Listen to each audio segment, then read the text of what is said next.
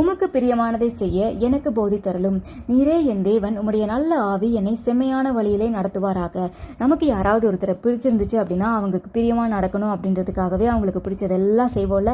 இன்னைக்கு ஆண்டவர் உங்களுக்கு பிடிச்சிருக்குல்ல, அப்போ அவருக்கு நீங்கள் பிரியமான பிள்ளைகளாக நடந்துக்கணும் அப்படின்னா நீங்கள் ஆண்டவருக்கு என்னெல்லாம் பிரியமோ அதை செய்யணும். அவர் பரிசுத்தர், அவர் துதிகளில் பிரியப்படுகிறவர், அவருக்கு பாவமெல்லாம் செஞ்சால் பிடிக்காது அப்படின்னா நம்ம லைஃப்பில் இருக்கிற ஆண்டவருக்கு பிரியமில்லாத காரியங்களெல்லாம் எடுத்து வாழ்க்கைக்கு வெளியில் போட்டுட்டு, ஆண்டவரே இது வரைக்கும் நான் உமக்கு பிரியமில்லாததை செய்திருக்கலாம், உமக்கு பிரியமில்லாத வழியில் நான் திரும்ப திரும்ப போயிருக்கலாம், இன்னைக்கு நான் எல்லாத்தையும் விட்டுறேன்னு சொல்லுங்க. அவர்கிட்ட சொல்லி உமக்கு பிரியமான வழியில் நான் நடக்க ஆசைப்படுறேன் ஆண்டவரேன்னு சொல்லுங்க. ஆண்டவர் உங்களுக்கு பிரியமான வழி எதுவோ அதை போதிப்பார். உங்களுக்கு பிரியமான வழி எனக்கு போதிங்கன்னு கேளுங்க. அந்த வழியில் நீங்கள் நடந்து கொள்ளுங்கள். இதனோட வசனம் சொல்லுது, பிதாவுக்கு பிரியமானவைகளை நான் எப்பொழுதும் செய்கிறபடியால் அவர் என்னை தனியே இருக்க விடவில்லை என்றார். பிதாவுக்கு பிரியமானவர்களை இப்போ இல்லை, அப்புறமா இல்லை, எப்பொழுதும் செய்கிறபடியால் நீங்களும் ஆண்டவருக்கு பிரியமா எப்பயுமே அவருக்கு பிரியமானவர்களை செய்தீங்கன்னா எப்பயுமே நீங்கள் தனியாக இருக்க மாட்டீங்க. ஆண்டவர் உங்கள் கூடவே இருப்பார். உங்களுக்கு தனிமை உணர்வே வராது.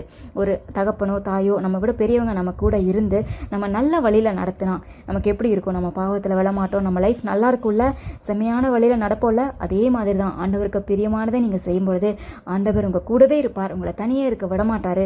ஒவ்வொரு நிமிஷமும் உங்களை உணர்த்தி செம்மையான வழியில் நடத்துவார். ஆண்டவருக்கு பிரியமானதை செய்யுங்க.